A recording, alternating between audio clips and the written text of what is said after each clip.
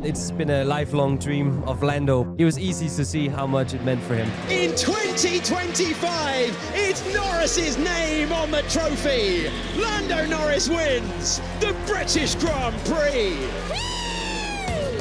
Yeah, it's beautiful. I've sensed in recent races that we're getting a slightly different Lando. Lando is benefiting from having a strong teammate. He's having to work even harder to perfect himself. I thought the penalty was pretty bad. It's just disappointing when the result you deserve gets taken from you. That was the most frustrated I think we've ever seen Oscar Piastri, wasn't it? Yeah, 100%. And we like to see him in this mood. Those emotions are going to turn into lap time in Spa. What is it like being Oscar's teammate? Because he's so unemotional. Scary. Nico Hulkenberg, a podium finisher in Formula One. I don't think I can comprehend what we just done. Oh my God. The most talented driver and the longest awaited podium in the history of Formula One.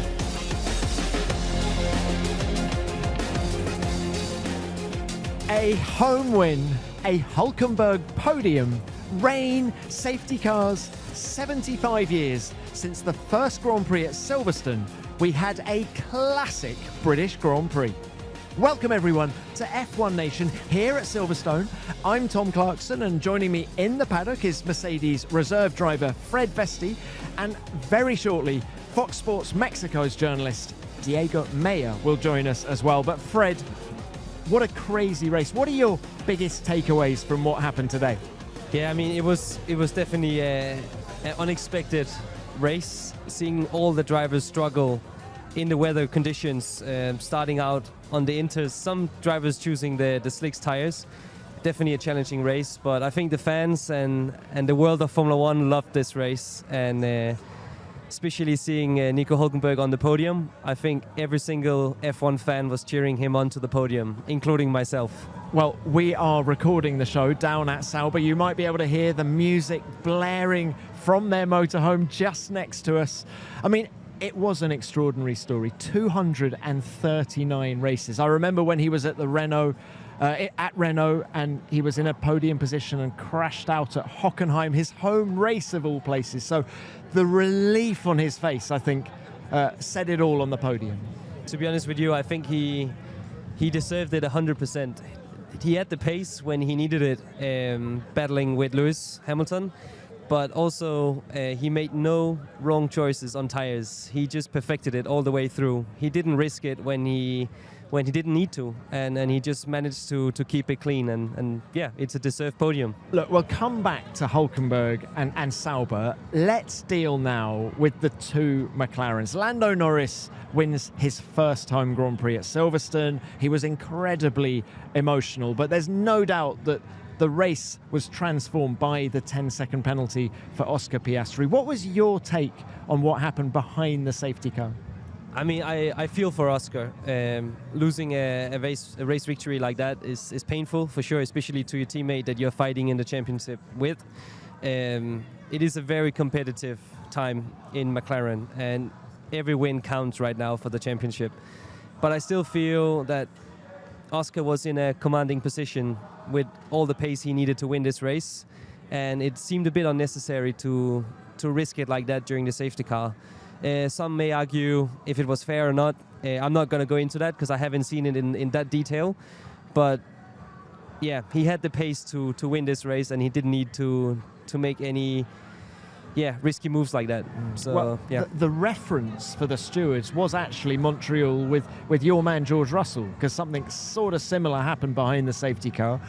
There, George Russell applied 30 psi of pressure on the brake pedal. Here, Oscar Piastri, according to the stewards, applied 60 psi, so double, and he slowed down by 100 miles an hour. And that was the reason he got the penalty. And of course, it did transform not only the race, but it's, as you alluded to there, it's small margins in this championship. It's going to swing it one way or the other. And Oscar, I think, after the race was very aware of that.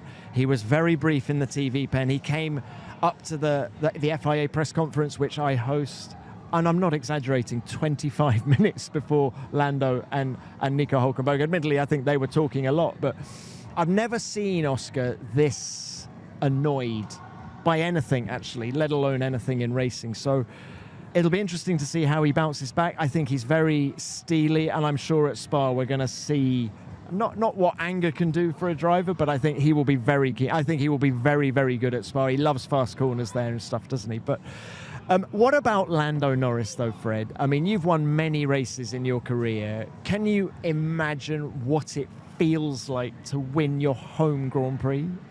I mean, it's been a lifelong dream of Lando. Probably any Formula One driver winning in their home country, that being the British Grand Prix, probably the biggest of all. I do understand Lando is very, very proud of himself and happy for this race win, and it was easy to see on TV how much it meant for him. Yeah, and he had 3 grandstands that he full of his own fans. I mean, he really embraced the British Grand Prix, and I mean, the atmosphere this weekend has been extraordinary. 500,000 fans over the weekend, 164,000 fans today on race day, which is 4,000 more than there were last year. And we were eulogizing about the number of fans then. But give us your thoughts on how it played out between the two McLaren drivers this weekend, because on Friday, Lando Norris was ridiculously quick. He set a really, really good lap in FP2. And yet Oscar qualified ahead of him. He seems to be a bit of a slow burn, one of those drivers that works at it, progresses from one session to the next, and then continues to get better. Whereas, Lando sort of felt like it.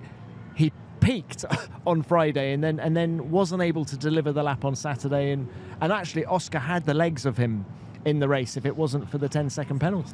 Back in 2020, I was teammates with Oscar, so I do know him very well. I have raced against him, with him, and what Oscar is good at is learning, is understanding the data and always improving. He was fast, but he was even faster when he had the time to develop and to understand and work at things. And I think that's why he's so competitive at McLaren, because obviously they have the car, they have the pace, but against Lando, he basically has a good reference, and he has also the potential in FP1, FP2, FP3 to develop into quali, and that's where it all matters. So it's good to show pace on Friday, but practice is just practice, and you need to continue to move forward ahead of the race and qualifying. What is it like being Oscar's teammate? Because he's so unemotional. Is that scary? Is that quite infuriating as his teammate? It is. It's quite scary for sure. When you had a bad race or a good race and you see the guy reacting the same way, then you know there is something deep in there, big potential, and that's what I've experienced being his teammate. Funny enough, he had one race win in F3 in 2020. I had 3, but he still managed to win the championship, and I think that tells a lot about Oscar. He's very consistent. He doesn't show his emotions, and he doesn't go up and down that much. He's just very consistent and delivers the job. And if he's going to win the championship this year in F1, that's because he's the most consistent and he just keeps delivering, even when the pressure comes at him later this season. How do you think this setback will affect him mentally? We will have to wait to Spa to see what's going to happen, but generally speaking, I think he's going to show up even more determined, with a bit of anger for sure. He knew he had this Silverstone win in his bag, but didn't manage to win, and for sure those emotions are going to turn into lap time in Spa. So I would expect a very strong Oscar at Spa. We've spoken about how cool Oscar is, right? But I've sensed in recent races that we're getting a slightly different Lando. He feels calmer. Of course, he's overjoyed to win his home race, but I feel that the highs aren't quite so high and the lows aren't quite so low. He won under pressure in Austria last week from Oscar. He did everything he needed to. Do you agree with that? Do you think he's changed? I think as a driver, when you feel the pressure, you also learn to deal with it. And at some point, you come to the conclusion that if you give it your absolute everything and just enjoy that moment you're in, you have a much higher chance of performing. And I wonder if Lando is going down direction and just being more himself with the car. He knows what he needs to do. He just needs to perform every single session. A lot of the journalists after the race here were asking him if it was the new front suspension that has helped him get more feel. And interestingly, one of the things he said in the press conference on Thursday is that he is a driver who gets most of his feeling through his hands. He relies on his hands more than his feet and his bum, which is interesting. But equally, he was saying it's not just the suspension. I've done a hell of a lot of work myself, actually. I'm really grafting away with my team, he said, back at the MTC. Something that just comes to my mind is how lucky McLaren actually is having two great drivers that is fighting like this. Because yes, it will be painful sometimes on track when they are side by side, risking it for the race win. But Lando is benefiting from having a strong teammate. He's having to work even harder to perfect himself, to be able to be world champion. And the same for Oscar. They both need to work extremely hard. So it wouldn't surprise me if they've both stepped up their game by quite a bit in the recent weeks. It's kind of Senna and Prost, isn't it? Because they did the same back then. I'm sure Rosberg and Hamilton at Mercedes in 2016 was the same as well. And Lando has now won back-to-back races for the first time in his career. He's brought the gap down to 8 points in the World Championship. You know, it's almost like we're at the halfway point. We've had 12 races, we've got 12 to go, and they're kind of level on points. It feels like that. Exactly. It is as close as it can be. And I think if you ask anyone in the F1 paddock currently, no one knows who's going to take victory in the World Championship. So it's how it should be. And we should all be grateful for having such a great battle at the top of Formula One. Do you think it's going to go down to the wire? I think it will. I mean, by the wire, I mean the last race. I expect it could be something like that this year. I mean, they're both very, very strong, and almost every single session they're within 1/10, half a tenth sometimes. And when it's like that, I mean, Lando still has many wins to go this year, and I'm sure Oscar the same. So at this point, I can't really tell you who's going to win, but it's definitely exciting. Do you think it'll stay harmonious? I'm not sure. Obviously, being at Mercedes, I know how it has been in the past, having two very, very competitive drivers, very quick drivers fighting for the championship. And it is very difficult to control. So McLaren really need to be on top of that and have their lines cut out before the race so they know which direction they should go. But yeah, we saw in Canada that things can happen between teammates, and I wouldn't be surprised if it can happen again during this year. But also, Fred, I feel there are still 12 races left. So, you know, there is still time. If one of them makes an error, there is still time to bounce back from that. But as the races start to run down and suddenly we've got 8, 7, 6, 5 races left, the stakes get higher, don't they? And that is when we're going to find out really whether it's going to stay harmonious. Yeah, exactly. And also who can manage the pressure. Because right now, as you said, you still have, if you have a bad weekend now, you still have 12, 11 weekends to take it back. And mentally, it's probably easier to overcome.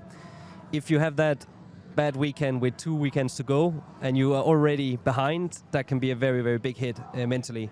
So there we're going to see who will be the true winner. Now, Fred, I know you've got to go. The simulator beckons. Luckily, it's only 6 miles down the road and not in a different country this time. But before you go, can I just quickly get 2 things from you? Mercedes this weekend. It's been very difficult to follow the progress of the team. Slightly struggling, and then out of nowhere, George Russell delivers that P4 in qualifying. And then, man, you rolled the dice in the race with strategy, didn't you? Yeah, I think Friday was quite disappointing for the team. The hot conditions was definitely quite a difficult thing on the tires. But then George's lap in qualifying was very, very good. And he managed to put together a very strong lap, almost very close to pole position, which was quite amazing and surprising in some way from Friday. Can I use a term that's so often used in Formula One? Did he outperform the car? Whatever that means. Did he outperform the car? I don't know. That's a big question. Is that even possible, for goodness sake? I would say if he was on pole, I would dare to use the words that he outperformed the car. But he definitely put together the lap that very, very strong lap, and that was impressive. But yeah, it is difficult to pinpoint exactly what this weekend, what potential there was. Obviously in the race, very risky calls and strategy that just didn't play out the right way. Starting on inters, then boxing just before the start to put slicks. The track was pretty much dry, sector 1, sector 2, but actually very wet sector 3. And yeah, that was... Fred, can I ask, who made that call? Was it the driver or the team? I mean, it's a combination for sure. The team was aware that it was drying quite significantly. They were also aware that it was going to rain eventually in the race. But the final call is always done by the driver. You are in the car, you can see and feel the track. And yeah, of course, it's tough when it's not the right call. George would have been a hero if he was leading the race after 5 laps. Hey, a very, very experienced engineer in Formula One once said to me, you have to deal with situational awareness, as in deal with what is in front of you. Don't try and preempt what the weather is going to do. And I remember back in 2007 at the Malaysian Grand Prix, it was Kimi Räikkönen's first year at Ferrari, and the track was still bone dry, and Ferrari came in and put intermediate tyres on, and everyone else was still on slicks. And of course, within 2 laps, the tyres were ruined and he was going backwards. So everyone was going, what are you doing? And of course, today, there was much more advantage potentially to be gained because it was still a little bit wet. But would you agree with me that more often than not, if you deal with what is actually happening in front of you, it works out for the better? Yeah. Who knows? Most of the time, it's very difficult. I mean, in hindsight, it's always easy to discuss these things. I'm the king of 2020 hindsight. As I said before, if George was in the lead, he would have been a hero for the choice made. But at the same time, when you don't have the outright pace to maybe be on the podium, I think you're more likely to take some of more risky situations, be more brave on strategy. Sometimes it pays off, sometimes it don't. I think the top 3 today, the McLarens and Nico, they deserve to be in the top 3 because they made 0 mistakes on strategy and in driving. And that's why they were on the podium. What was the mood in the camp after the race, that this was a missed opportunity? I mean, obviously with Kimi being rear-ended and having to retire, and George's race not really going as planned, the mood wasn't great, obviously. I think it's a time to regroup and come back for Spa hungrier than ever to perform.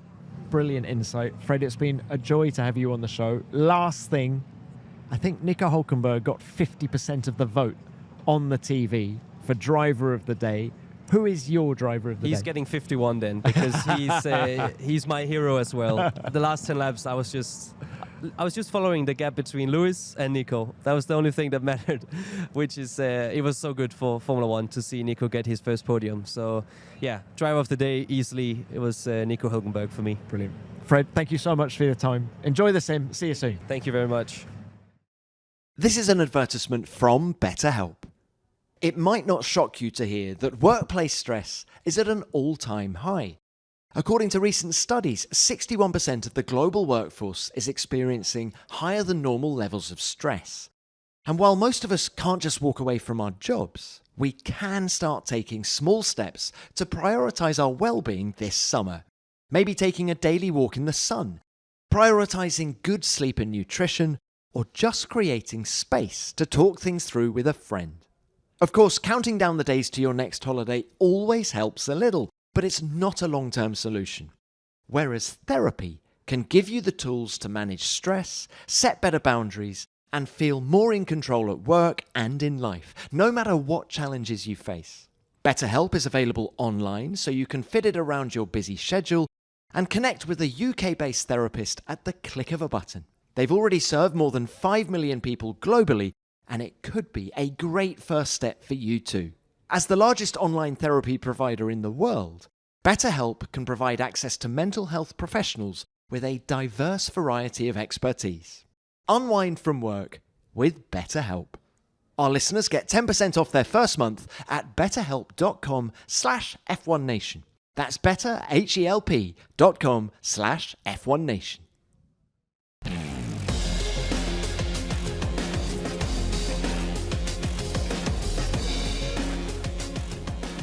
And here is my second teammate of the show. I've always wanted to be your teammate in reality. I remember we did a kart race together in Colombia once, didn't we? Diego Mejia from Fox Sports Mexico, welcome to the show again. And can we start by getting your thoughts on McLaren, the 10-second penalty for Oscar Piastri?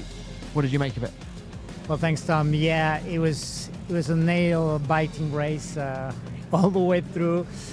I'm fascinated by Silverstone because it always delivers. I think, especially for these ground effect cars, is the perfect track. They can race side by side.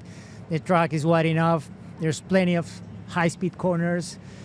We got to see Max drifting that car on Maggotts Beckett's chapel like nobody I have seen for many years. And then finally losing it out of Stowe when this incident happened that you mentioned with Oscar.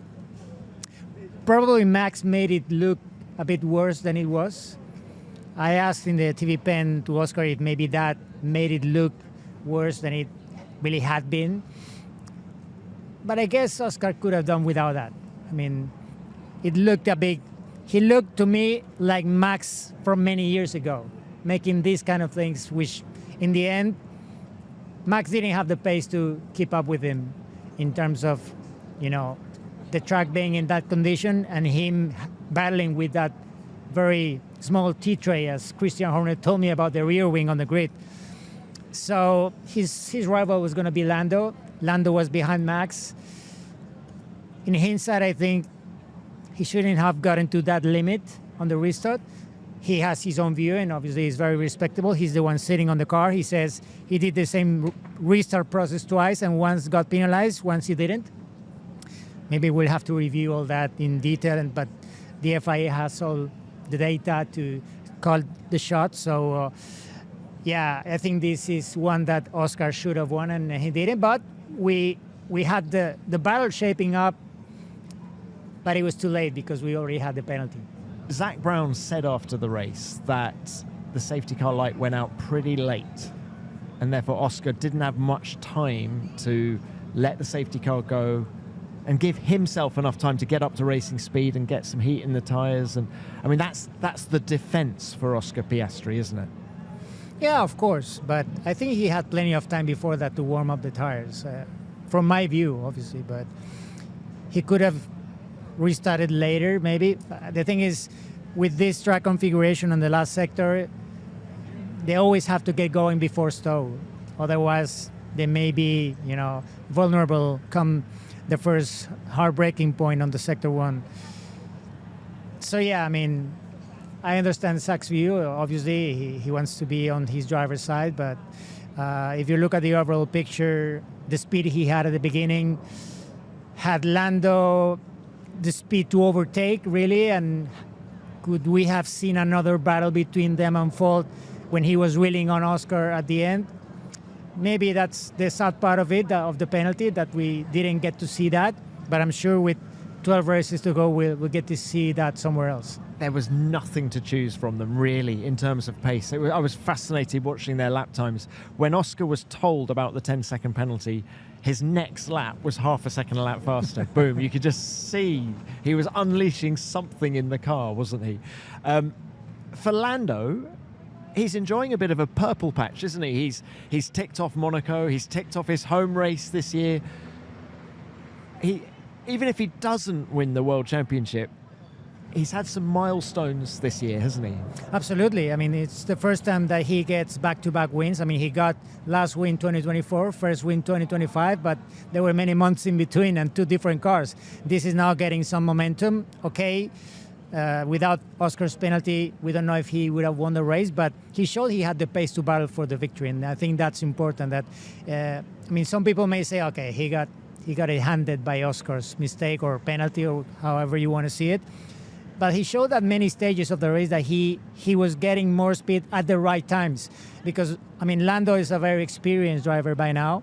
I think he knew from the very beginning that the race was not going to be won or lost, or maybe not won in the first part, because with the changeable weather, there were probably going to be further opportunities to get his race going in terms of trying to get the victory. He spoke about looking after the tires at certain points, not knowing really how long the stints would be, especially on the intermediates. So it's hard to judge how quick he was relative to Oscar at some points, because especially at the beginning of the race when it was wet, I mean, Oscar's pace was absolutely blinding. I mean, he was seconds quicker than anyone. Obviously, there was Max in between at some point, but he was really, really on it, and it didn't look like there was anybody going to be able to challenge him. But it was going to be a long race. Changeable weather is going to be come to one or another depending on the conditions, and I think Lando just managed it in a way that he had enough to battle in the end, but the penalty decided it. Basically. Did you understand Oscar's radio message towards the end of the race when he said, if there's any chance that you might get it overturned, can we swap positions? That was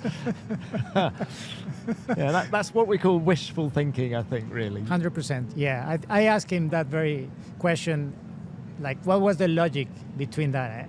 I mean, about saying that, and he said it was out of desperation. Yeah. And it was. Just frustration. Yeah. That was just... in fact, that was the most frustrated I think we've ever seen Oscar Piastri, wasn't it? Yeah, 100%. And we like to see him in this mood as well, because up to now, I think we have seen, like an Iceman, basically, being able to manage emotions every time, not getting ahead of himself, getting the worst out of Max like he did in Jeddah. But this time, he looked a bit more vulnerable. I think Oscar's a guy who will never get angry or happy in terms of his own performance. I think the frustration is that this was a third party and a decision that it was sort of out of his hands.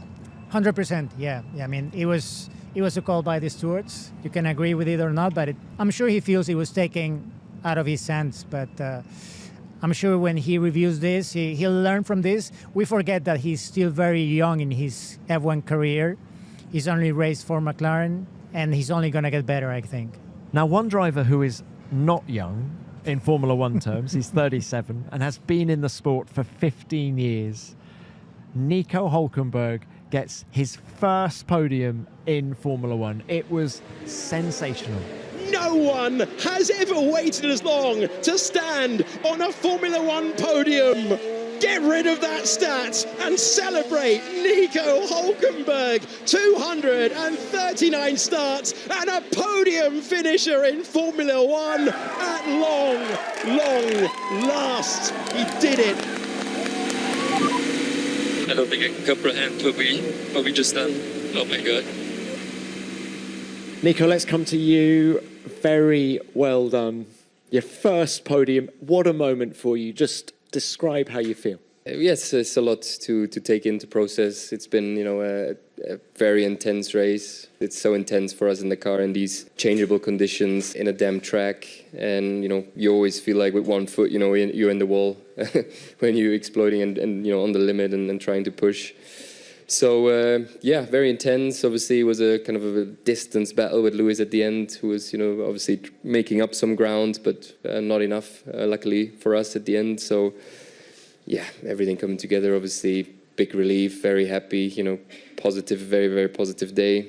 And, from a massive kind of low yesterday, being almost kind of last, and being last literally on the grid to this result is, it's kind of surreal. It's going to take a few days, a few moments, to process everything and take it all in. Good news is we have 2 weeks now to enjoy it, and to celebrate it properly over the next week before we go again.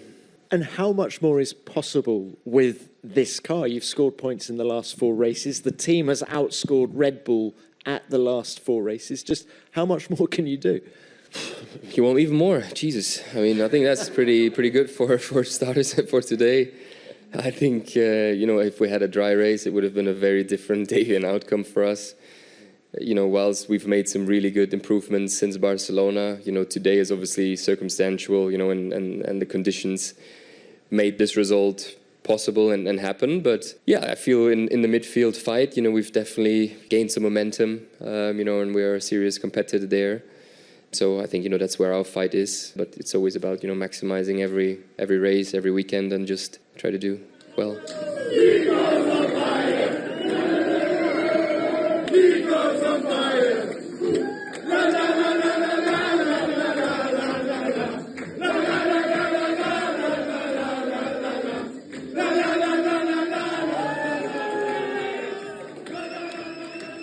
As feel-good factors go, I can't think of many that top this, actually, Diego. Oh, no. And being there in the celebrations, it was impossible not to feel the joy of the team, of things coming together. I mean, first it was consecutive races on the points, then it was first Q3 with Gabi, then it was 2 cars in the points, and now the first podium since 2012.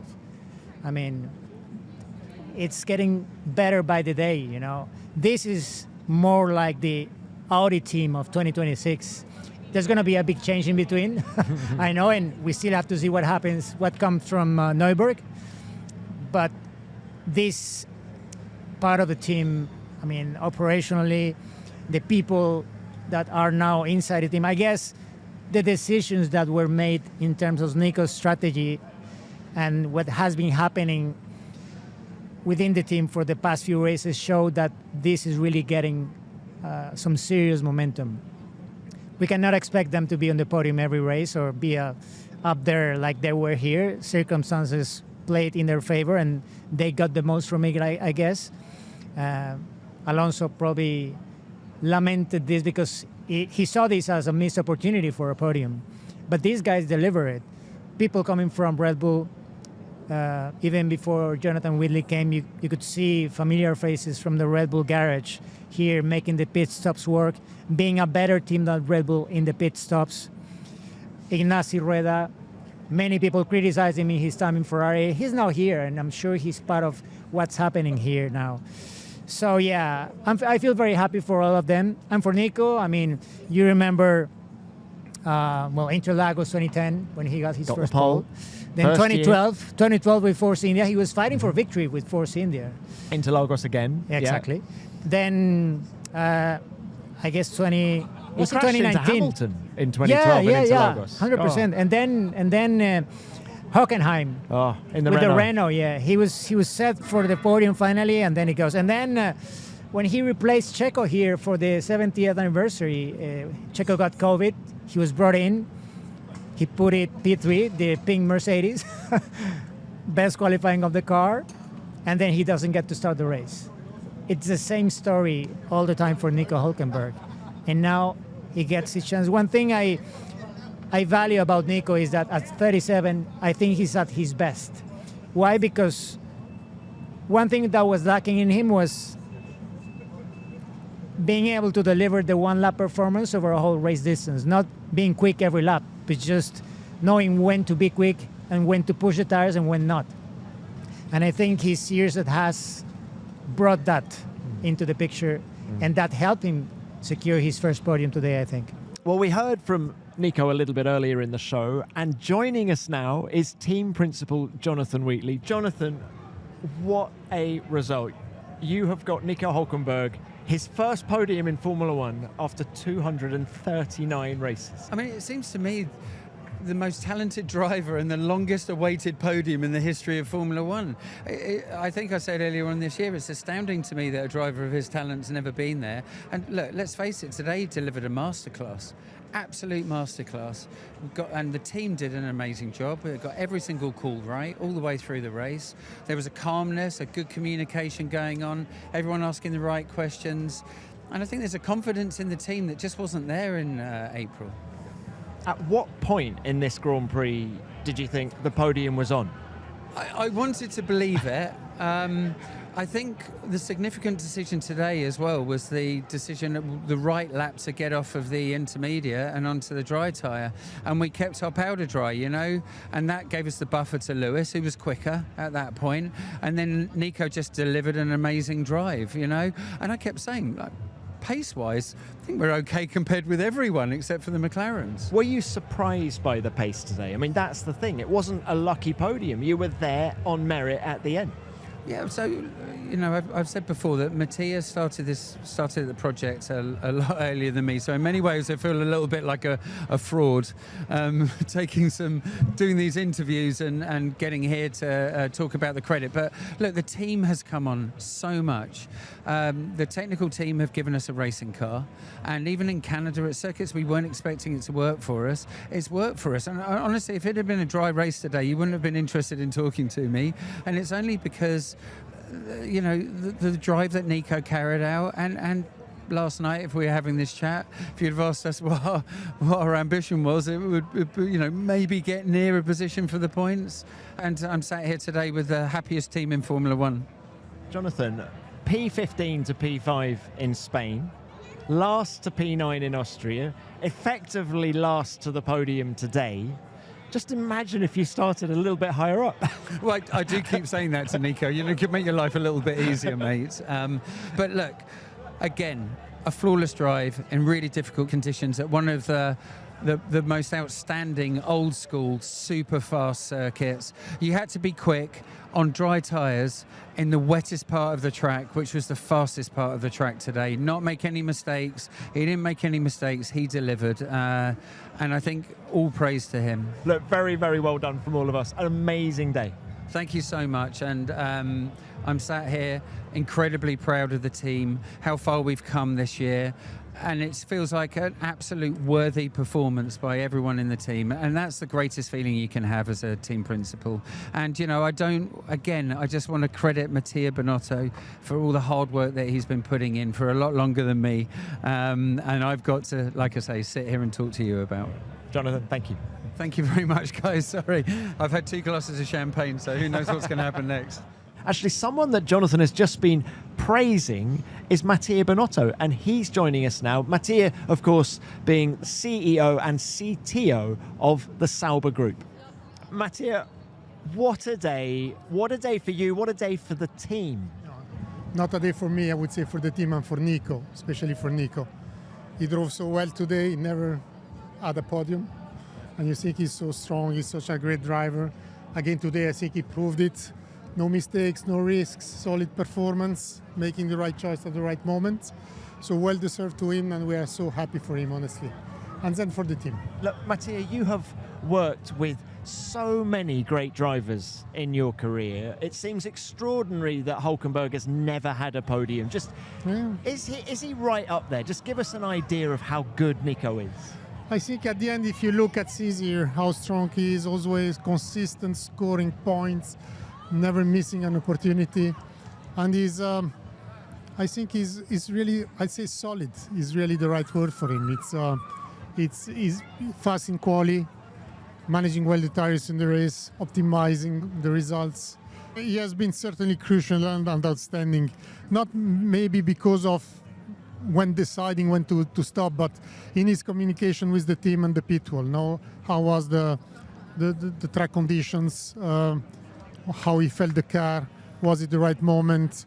And I think that when you've got the right communication with the pit wall, make a lot easier as well for the pit wall to make the right call.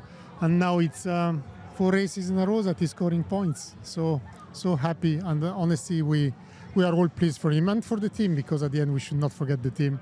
The team is improving, it is encouraging, looking at the future. At the end, it's the same team, the same people, simply more motivated today, having a clear objective, and pushing harder and getting what we are getting. You say pushing harder. It's been an extraordinary transformation this year for Sauber, hasn't it? In terms of operationally at the races and now the car. Jonathan Wheatley was telling us earlier, he was praising you, just saying how much has gone on back at the factory. Are you ahead of schedule? Have you surprised yourself with what you've been able to do? I think today we have been lucky because of the weather conditions. So being on the podium is not our, let me say, the right position. What's come the most for us is, again, scoring points in 4 races in a row now, showing that now the car is doing well. I think the car was not behaving as expected at the start of the season. We have been somehow disappointed by that. we revert back to some solutions from last year, just for comparison. I think we have been brave in doing that, because normally a designer will keep the solution and try to develop it. But we went back simply to make sure it was for us a lesson learned, trying to learn from it and addressing tools, methodologies. And now we got a faster car. Yes, it's encouraging for the future. Well, Mattia, it's been a remarkable day for Hulkenberg, for you, for Sauber, for everybody, and just good luck. We're only halfway through the season. I'm intrigued to see what you can do during the second half. Now we are focused on 2026. Let's start from that one, because it's time really to be fully focused on 2026. The progress in the wind tunnel of the 2026 car are so huge at the moment that you cannot simply lose time or waste time onto 2025. Yeah. All right. Well, good luck with that. Thank you for joining us. Well, that's the two big bosses, Diego, and they're now P6 in the Constructors' Championship. How much more can they do in 2025? Well, I think they can still catch Williams. I mean, Williams is not doing that great recently. Sauber has brought updates for the past few races, and you see that they are really working. And you look at the last few races, I guess the past 4 races, they have even scored more points than Red Bull. I mean, that's astonishing for Jonathan Wheatley to to see that happening, and all the people that are within Sauber now that came from Red Bull. That must be very exciting. And he was telling me on the grid in Austria that it's key for them to develop momentum.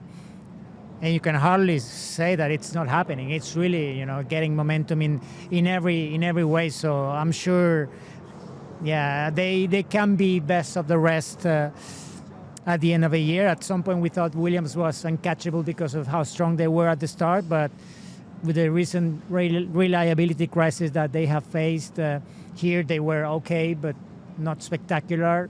And Sauber and Nico were spectacular.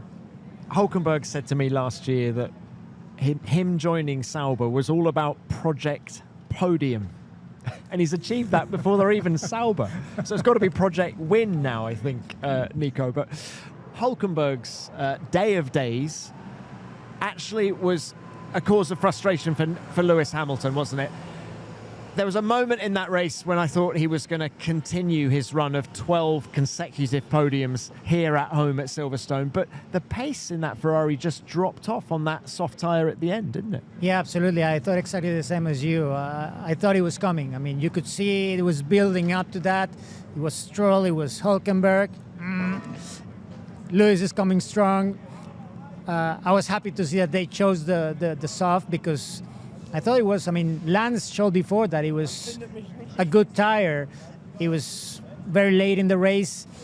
Lewis timed it perfectly. He said, I don't remember if he said 10 minutes or 10 laps before it's okay, and it was almost, like that. And they put on the tires. He struggles a bit at the beginning, then starts catching him, and then the pace just drops. Yeah. It's what's happening at Ferrari now. They're struggling in many ways. Lewis also said that the car was the most difficult he's ever raced here, especially when it was more wet at the beginning. That obviously didn't help, because he had to come back from that.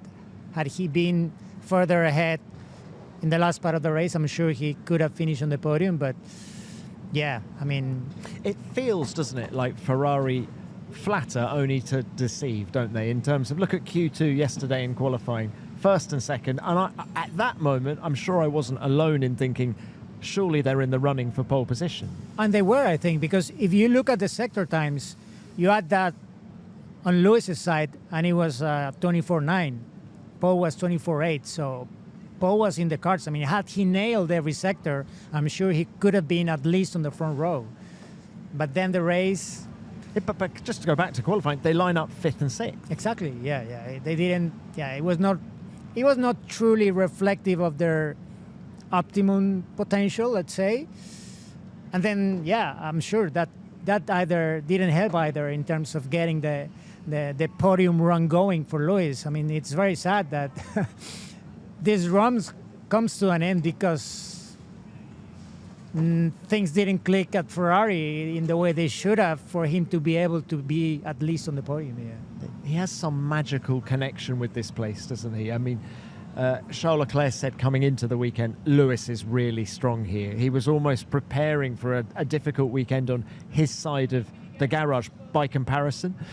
Although Hamilton does feel like he's making progress with the car, doesn't he? He's out-qualified Leclerc now 3 times in the last 4 races. Qualifying in the last few years has been his weak point when you look at what he was doing relative to George Russell at Mercedes. So I think for Hamilton to be doing that must be proof that he's getting comfortable in that car. He's a great racing driver still. I'm going to put my money on him finishing on the podium in one of the next few races. I feel there is a determination there to make that happen. And I think the performance is good enough with this new floor if they can just pull it all together. Yeah, and if this rear suspension that they have been talking about comes and it delivers what they expect. Where is that due? Spa? Are we going to see it at Spa? That's what I heard. I asked Leclerc on the TV panel. He sort of said he will, and there's a lot of hope placed into that, delivering the next step. Hopefully that's the case. I mean, Lewis also, I asked him on Thursday in the TV pen, like, what was the thing that was more difficult for him to get going with Ferrari in this first half of the season, and he didn't hesitate to say just driving this car, because it needs to be driven in a certain way. It has a very narrow window, and if you're not there, you're not going to be delivering. And he's having to adapt a lot. He's having to change, from many years driving Mercedes to a car that in order to be quick has to be driven very differently. So he's had some time now. He's showed here, I think, that he will be able to achieve that. I'm sure the team will deliver more things to help him get what he wants from the car. But yeah, it has been probably one of Lewis's most difficult fights, getting to drive the Ferrari to its limit and delivering the full potential of the car, especially because many times he has seen that Charles is able to deliver it. But as you rightly say, this weekend, I've never seen Charles so sad and so down after qualifying in a race as he was here, because he was really beaten by Lewis. He's very self-critical. We've seen it before in his career, and I felt this was the old Charles that we were seeing. Why do you think he had such a bad weekend by his standards? He was saying that there was probably certain decisions on his side of the garage, especially. Are you talking strategic in the race? No, in the race, yeah, but more not strategy, but in terms of the setup of the car. He said that he went a bit too extreme with certain aspects of the setup, and that may have hurt his race pace and how drivable the car was in the race, especially how difficult it was to drive any car in this race because of the conditions. So, yeah, I mean, this was going to be a chance for Lewis to put a shadow on Charles. I think he did to some extent. But yeah, I'm sure Charles will come back. Early screenings have audiences raving. F1 the movie is absolutely incredible. Be ready. Ready for what? From the director of Top Gun Maverick. I'm offering you a seat in Formula One, the absolute best in the world. It's a fun, fast-paced thrill ride with a ton of heart. You're crazy, bro. And a reminder of why we love summer movies. Anything else, Professor? Drive fast. I'll see you down the road. Just keep watching.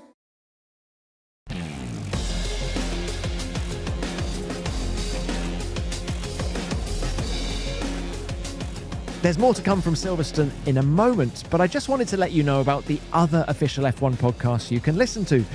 This week's guest on F1 Beyond the Grid is former Super Aguri, BAR Honda and Minardi driver Anthony Davidson. He reflects on why he was a better test driver than racing driver and how his sim work for Mercedes helps the team at race weekends. That's out on Wednesday, and you can watch our chat on the official F1 YouTube channel as well. And the latest episode of F1 Explains takes you through the 75-year history of the Formula One World Championship with 1996 World Champion Damon Hill and F1 TV lead commentator Alex Jakes. That's out now. Just search for F1 Beyond the Grid and F1 Explains on your podcast app.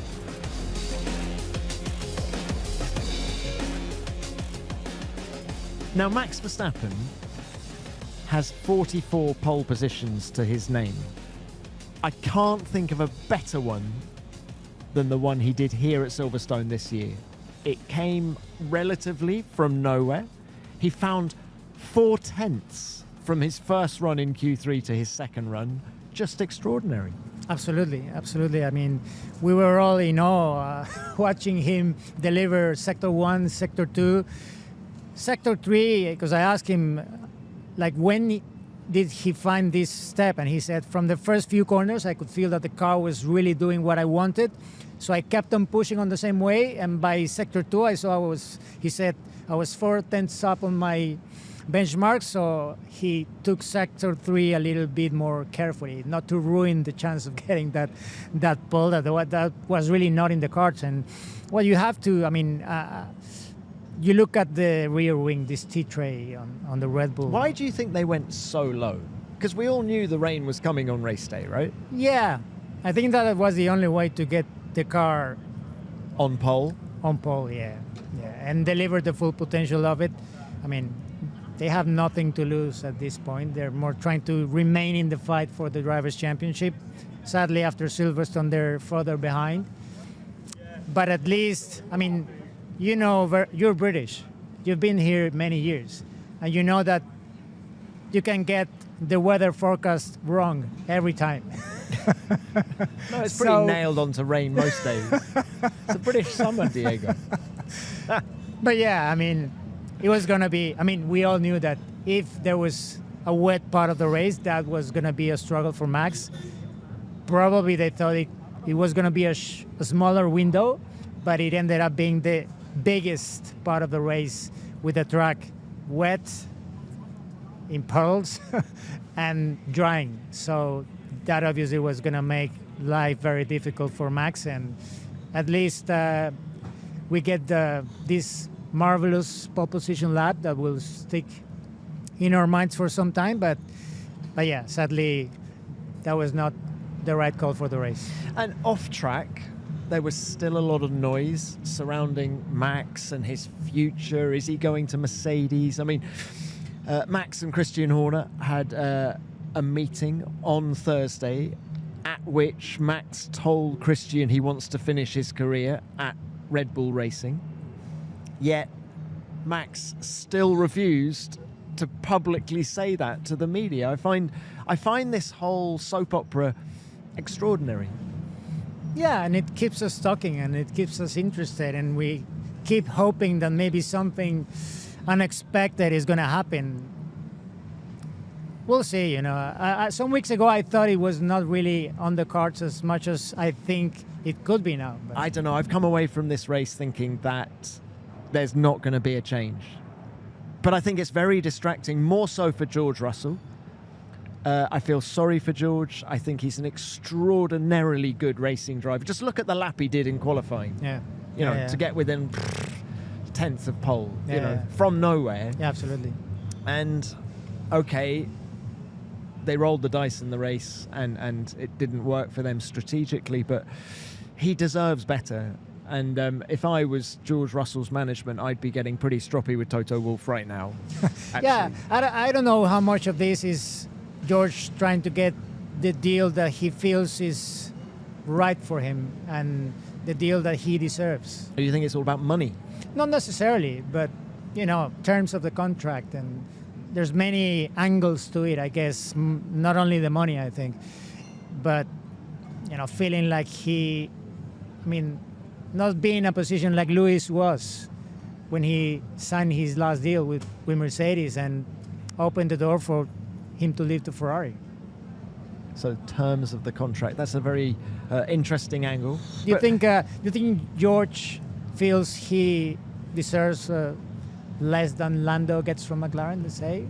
I think you're right. I'm not sure it's just financial. I think it's length of deal. I think George doesn't want a 1+1 or anything. He wants, he probably wants 3 fixed years. And Toto's saying, I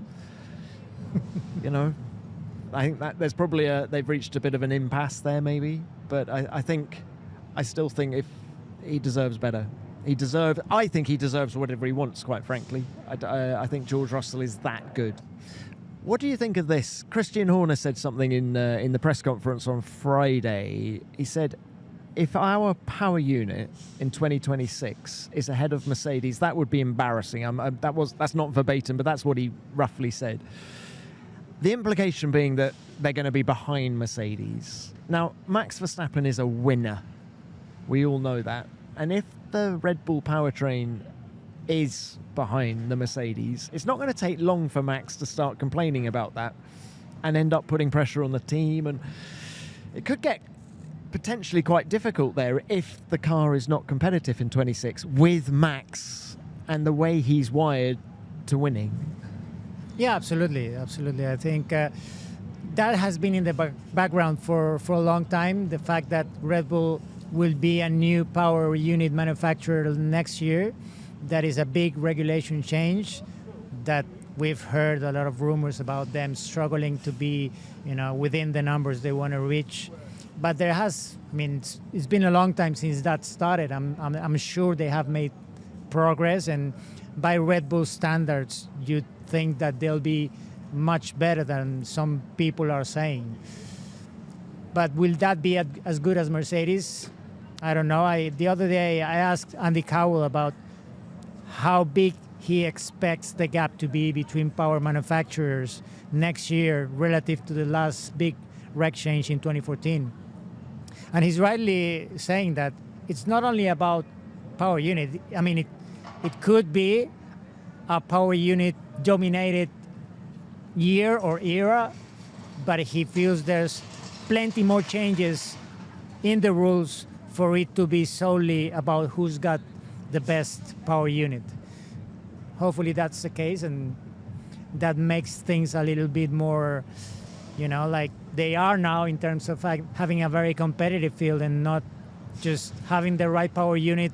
Like in 2014, you had the Mercedes, you could be fighting for podium points every race. If you didn't, maybe not. Max, bringing it back to 2025, Max is 69 points behind Oscar Piastri now. What do you make of that gap? 12 races to go. They have to make a miracle in Red Bull. They have to come up with something big. We're halfway through a season in which there's going to be a big race change next season, so all teams are, they have their timelines set long ago about how far they want to go with developing these cars. So that leads you to think that it's going to be difficult for Red Bull to find as much pace as they need in order to come back from that deficit. But, you can never count against Red Bull. They're 4 times world champions. Well, Diego, it's been fantastic to have you on the show. I love our chats. I love your take on the sport.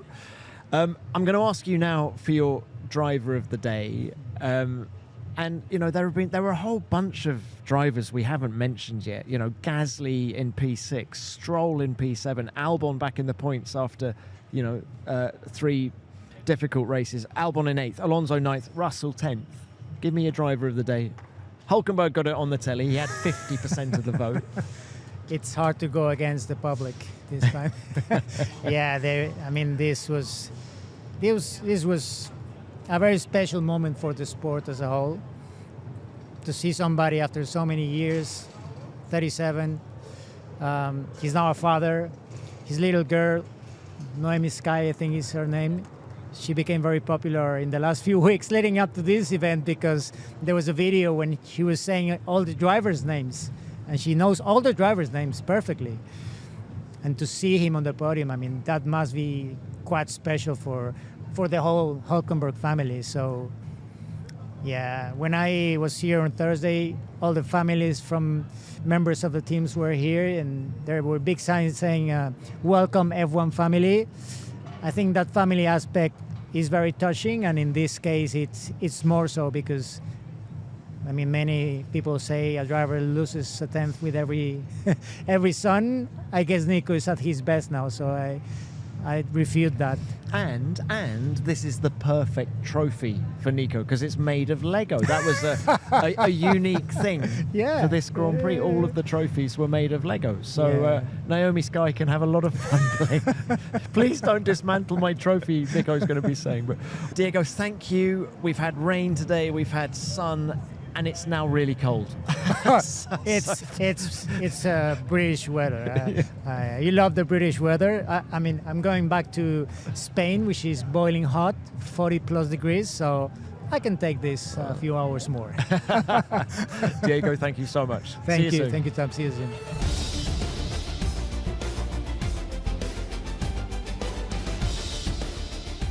For more reaction and analysis from Silverstone, please go to f1.com or the official F1 app, and you can watch the highlights of that incredible race on the official F1 YouTube channel. And the stars of the F1 movie were also at Silverstone this weekend. You can see them on the big screen in cinemas now. Go to f1themovie.com to get your tickets. And we will be back next Monday to reflect on the first half of the season. 12 races done, 12 to go. And of course, we're going to discuss in detail what we can expect from the second half of 2025. Thank you, as ever, for listening. F1 Nation is produced by Formula One and Audio Boom Studios.